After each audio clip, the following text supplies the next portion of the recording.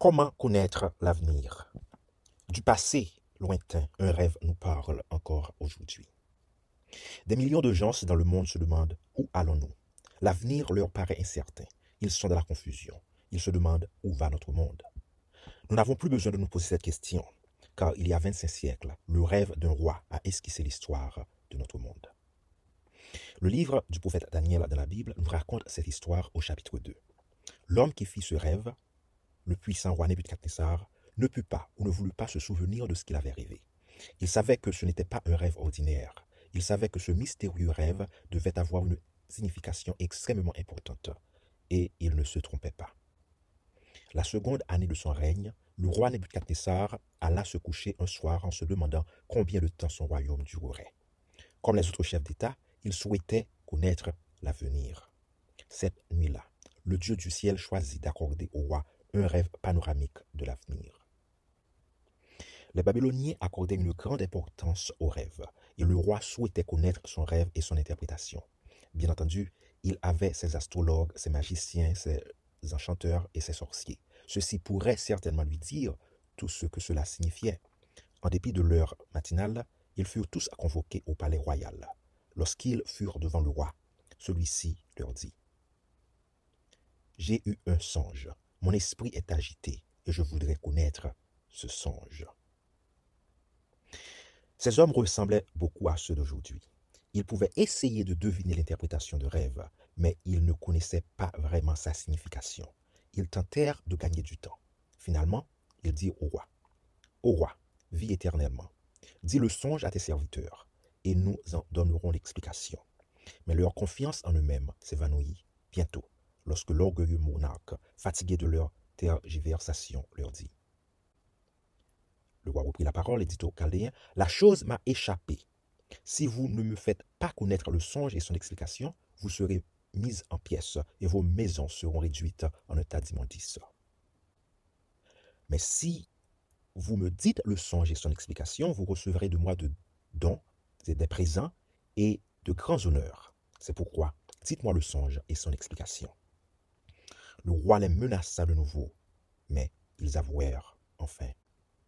Il n'est personne sur la terre qui puisse dire ce que le roi demande.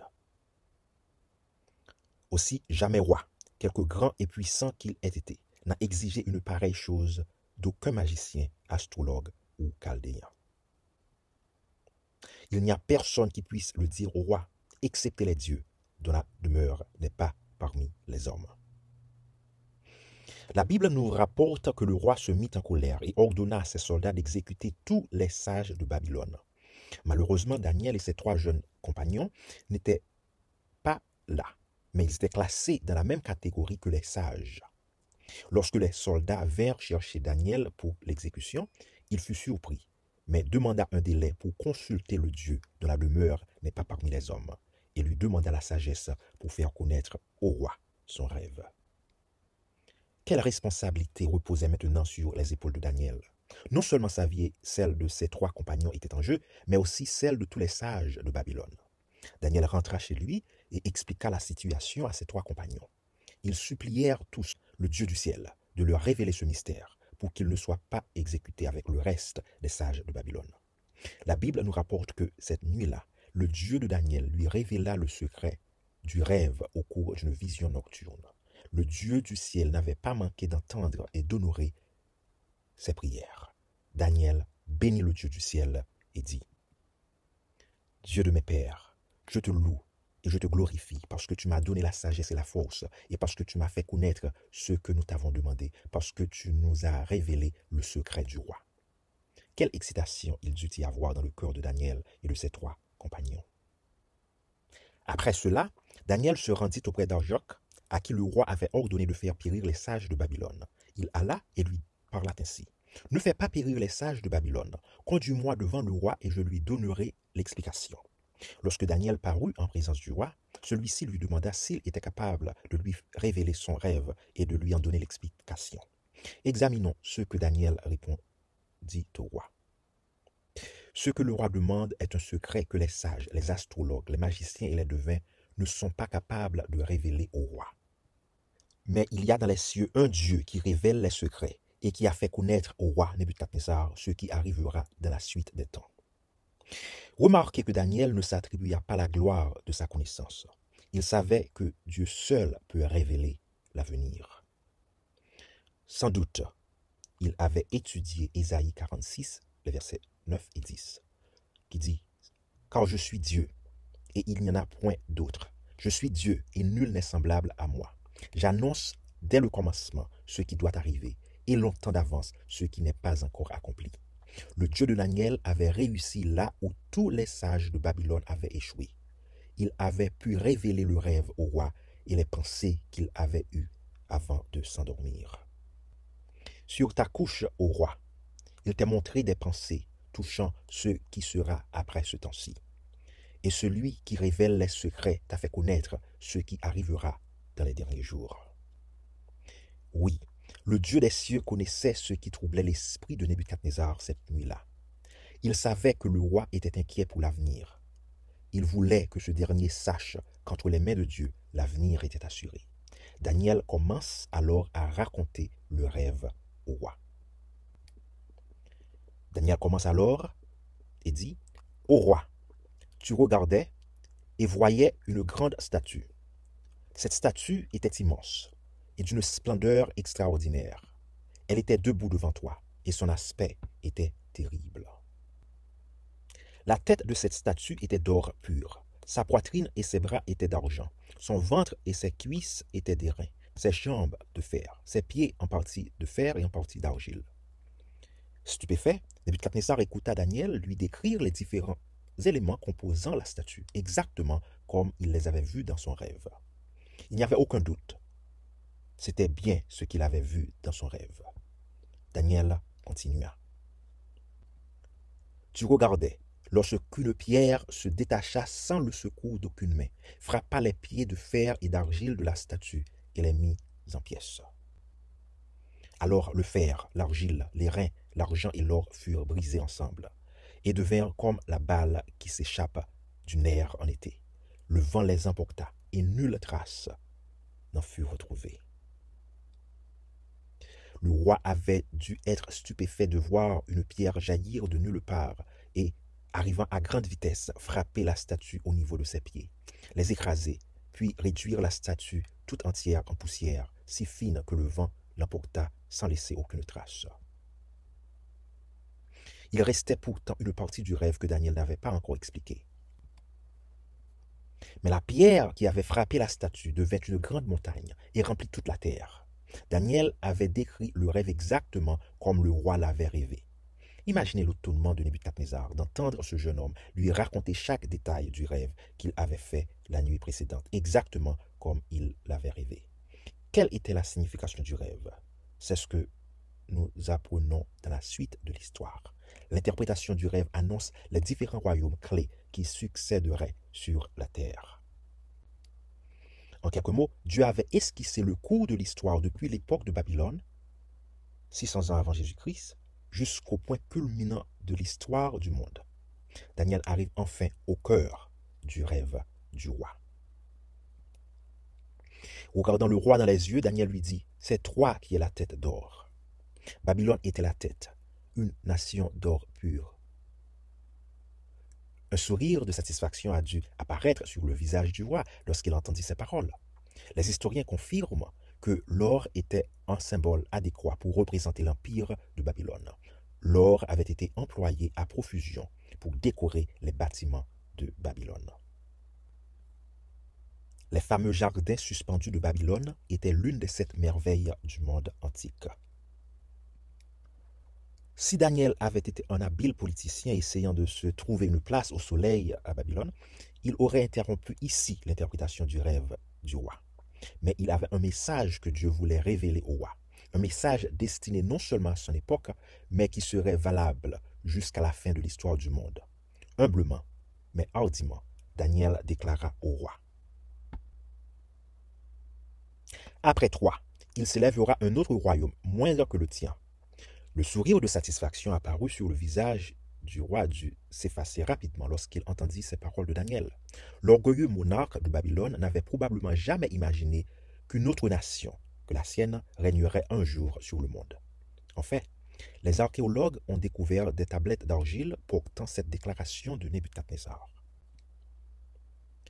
J'ai consolidé les fortifications des Agila et de Babylone et établi le nom de mon royaume pour toujours. Nebuchadnezzar voulait que son royaume durât toujours. Dieu lui avait révélé que ce ne serait pas le cas et qu'une autre puissance prendrait sa place. En fait, Dieu avait déjà prédit exactement comment Babylone serait prise environ 200 ans à l'avance. Dieu avait même annoncé par qui cela serait réalisé, 150 ans avant sa naissance, par Cyrus, le Mède. Dieu, par l'intermédiaire du prophète Ésaïe, avait déclaré « Ainsi parle l'Éternel à son Messie, à Cyrus, qu'il saisit par la main droite pour terrasser les nations devant lui et pour détacher la ceinture des rois, pour ouvrir devant lui les deux battants et que les portes ne soient pas fermées. » Au cours du règne de Belshazzar, l'arrogant et orgueilleux petit-fils de Nebuchadnezzar, Cyrus le Mède fit le siège de Babylone. À l'intérieur de la ville, Belshazzar et ses princes n'étaient pas inquiets le moins du monde. Ils faisaient même la fête et buvaient du vin dans les coupes d'or que Nebuchadnezzar avait ramenées du temple de Jérusalem en l'honneur des dieux babyloniens. Ils n'avaient aucune idée que les prophéties d'Ésaïe et de Daniel étaient sur le point de se réaliser. Cyrus ne réussit pas à abattre les murs qui étaient trop hauts et trop épais. Ainsi conçut-il un autre plan. Il détournait le fleuve qui traversait le centre de la ville et son armée suivrait le lit du fleuve jusqu'à ce qu'elle trouve une entrée dans la ville. Quelqu'un, par négligence ou par traîtrise, avait laissé ouvertes et non gardées les portes intérieures de bronze massif. Le roi fut tué et son gouvernement renversé. Le 13 octobre 539 avant Jésus-Christ, le royaume d'or de Babylone connut une funeste fin, exactement comme les prophéties l'avaient annoncé. La coalition entre les Mèdes et les Perses était certainement inférieure en valeur au glorieux empire babylonien. Mais elle gouverna cependant le Moyen-Orient pendant 2 siècles. Daniel avait prédit que le royaume d'argent aurait aussi ses limites. Puis un 3e royaume qui sera d'airain et qui dominera sur toute la terre. Cela s'est-il réalisé? Certainement. Cette prédiction concernant le ventre et les cuisses de bronze de la statue de plusieurs métaux s'accomplit lorsqu'Alexandre le Grand, jeune et brillant général, battit Darius III de Perse à la bataille d'Arbel en 331 avant notre ère. Le 3e empire mondial fut la Grèce. Il est significatif que la plus grande partie de l'armure portée par l'infanterie grecque était de bronze, le 3e métal dans le rêve de Nebuchadnezzar. À l'âge de 25 ans seulement, Alexandre régna sur l'un des plus vastes empires que le monde ait connu. L'historien grec Arion, écrivant sur Alexandre, dit de lui « Je suis persuadé qu'il n'y eut pas une seule nation, une seule ville ou un seul peuple où son nom ne fut pas connu. Il me semble que quelques mains divines avaient présidé à sa naissance et à ses actes. » Alexandre mourut d'une fièvre avant d'avoir atteint son 33e anniversaire. Après sa mort, son empire s'affaiblit et se divisa en plusieurs factions rivales. Le 22 juin 168 avant notre ère, l'empire d'Alexandre le Grand périt à la bataille de Pydma, 144 ans après la mort de celui-ci. Jusque-là, tous les empires qui s'étaient succédés avaient clairement accompli la prophétie. Vous vous souvenez que Dieu avait prédit qu'il y aurait 4 empires mondiaux successifs. Les jambes de fer représentent bien la puissance destructrice et impitoyable du 4e empire mondial. Voici comment Daniel le décrivit au roi. Il y aura un 4e royaume, fort comme le fer. Le fer était le parfait métal pour symboliser l'empire romain. Rome allait régner avec une poignée de fer sur un territoire bien plus vaste que tous les empires précédents et pour une durée bien plus longue également. Ces Césars se proclamèrent Dieu et exigèrent l'adoration et l'obéissance de toute la population. Ce fut à l'époque de la domination romaine que 2 grands événements d'importance décisive eurent lieu dans cette nation. Premièrement, Jésus naquit à Bethléem. Ce fut un gouverneur romain qui promulgua un décret ordonnant de tuer tous les enfants mâles de 2 ans ou moins à Bethléem. Il avait espéré ainsi anéantir Jésus. Deuxièmement, Jésus fut crucifié en Judée sous l'autorité de Rome. C'était un gouverneur romain qui permit la condamnation de Jésus. Jésus fut crucifié par des soldats romains et c'est un sceau romain qui fut placé sur son tombeau pour tenter de l'y maintenir enfermé. Et maintenant, le schéma de cette prophétie change. Rome ne devait être suivie d'aucun empire mondial. Daniel déclara au roi, « Et comme tu as vu les pieds et les orteils en partie d'argile, de potier et en partie de fer, ce royaume sera divisé.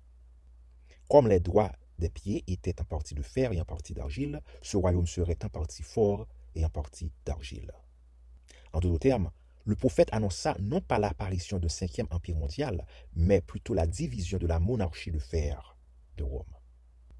Miné par le luxe, la corruption politique et la décadence morale, Rome perdit sa stabilité et sa force, devenant ainsi une proie facile pour les tribus barbares qui commencèrent à envahir l'Empire entre 351 et 476 de notre ère. Les invasions barbares provoquèrent la division de l'Empire romain. Ces divisions, représentées par les pieds de fer et d'argile, sont à l'origine des nations européennes d'aujourd'hui. 10 de ces tribus barbares sont citées comme suit par la plupart des historiens. Les Alamans, allemands, les Burgondes, suisses, les Francs, français, les Lombards, italiens, les Saxons, anglais, les Souèves, portugais, les Wisigoths, espagnols, les Hérules, les Ostrogoths et les Vandales, aujourd'hui disparus ou mélangés aux autres nations environnantes. Tu as vu le fer mêlé avec l'argile, parce qu'ils ne se mêleront pas des alliances humaines, mais ils ne s'attacheront pas l'un à l'autre, de même que le fer ne se mélange pas avec l'argile. L'annonce faite par Dieu que ces royaumes ne se réuniraient plus jamais pour former un empire mondial limite de nouveau les possibilités de ces nations. L'Europe restera divisée. Ces pays ne resteront pas ensemble. Même avec le marché commun européen et une monnaie commune, ils restent divisés. Même s'ils se mêlent par des alliances humaines, en d'autres termes, s'ils concluent des mariages entre familles royales. Dans un palais du Danemark, on peut voir l'arbre généalogique des familles royales d'Europe. Elles sont tous associées par le sang. Elles ont espéré que cela empêcherait des guerres, mais ça n'a pas marché. Ces pays ne purent pas s'entendre entre eux. Bien des guerres livrées en Europe étaient en réalité des querelles de famille. Dieu avait prédit qu'ils ne s'attacheraient pas l'un à l'autre. Plusieurs fois, ils tentèrent de reconstituer l'Empire romain, mais cela ne dura jamais. De même que le fer et l'argile ne peuvent rester unis. Pensez à toutes les tentatives de recoller ensemble les nations européennes. Qu'est-il arrivé aux dirigeants qui ont tenté de réunir l'Europe divisée?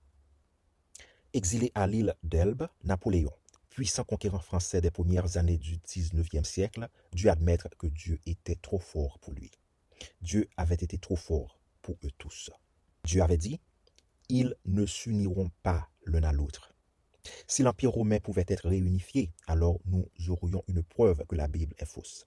Mais cette petite phrase du prophète Daniel a su tenir en échec les plus grands conquérants de l'histoire. Le rêve de Nebuchadnezzar est encore vrai aujourd'hui.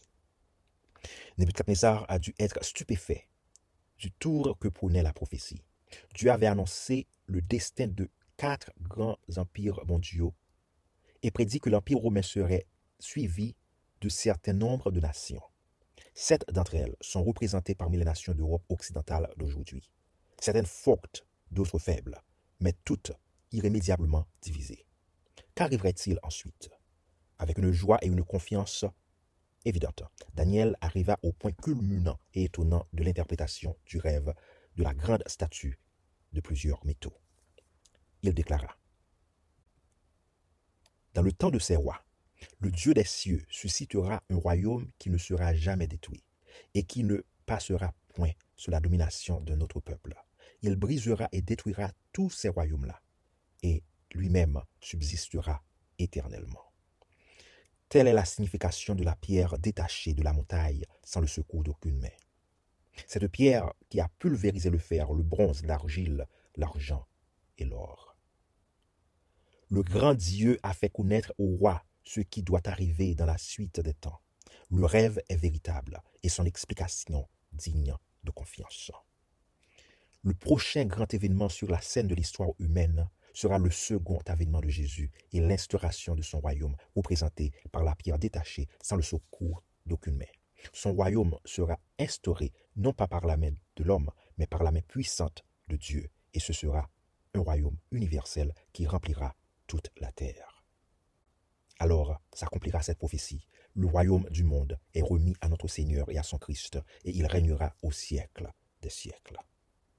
Lorsque Daniel eut fini de raconter au roi son impressionnante vision et l'interprétation étonnante donnée par Dieu, le roi Nebuchadnezzar se leva de son trône et se prosterna humblement devant Daniel en hommage au grand Dieu de Daniel, dont la sagesse et la puissance avaient été démontrées de manière si convaincante. Le roi dit à Daniel, « En vérité, votre Dieu est le Dieu des cieux et le Seigneur des rois, et il révèle les secrets. Le Dieu de Daniel est vraiment le Dieu que je désire avoir pour Dieu, celui qui tient l'avenir dans sa main. » Oui, mes amis, le rêve est véritable et son explication digne de confiance. Le voyage est presque terminé. Vous êtes peut-être comme Nebuchadnezzar et vous vous inquiétez pour l'avenir. Ce rêve est pour vous. Il s'adresse à nous aujourd'hui et il nous invite à ne pas nous inquiéter pour l'avenir. Les souffrances et le stress que le péché a apportés dans ce monde vont finalement disparaître. Le Dieu des cieux ne va pas laisser ce monde entre les mains des dirigeants humains. Il reviendra pour que justice soit faite. Pas besoin de vous inquiéter pour l'avenir, mes amis. Le rêve de Nebuchadnezzar nous montre bien que nous vivons juste avant le retour de Jésus. C'est lui qui établira sur cette terre un royaume éternel. Et il veut que vous puissiez aussi profiter de ce brillant avenir. Il veut vous encourager par ces paroles. Venez, vous qui êtes bénis de mon Père, recevez en héritage le royaume qui vous était préparé. Comment savoir que nous ferons partie de ce royaume éternel et que nous aurons notre place là-haut? Nous pouvons être certains que nous en ferons partie si nous voulons bien, par la foi, faire ce que fit le bandit sur la croix. Suspendu entre ciel et terre aux côtés de Jésus, il ne pouvait s'approcher plus près de Jésus, mais il savait qu'il était pécheur et qu'il avait besoin d'être sauvé des péchés et qu'il avait commis. Il regarda le Sauveur du monde et vit le sang couler de son visage. Au front meurtri par les épines, son cœur fut touché. Il confessa ses péchés et s'écria, « Souviens-toi de moi quand tu viendras dans ton règne. » Jésus lui donna l'assurance qu'il serait avec lui dans ce royaume. Vous pouvez aussi prononcer cette prière et recevoir la même assurance que vous serez avec Jésus dans son royaume qui va bientôt être instauré sur cette terre. Voulez-vous avoir cette certitude?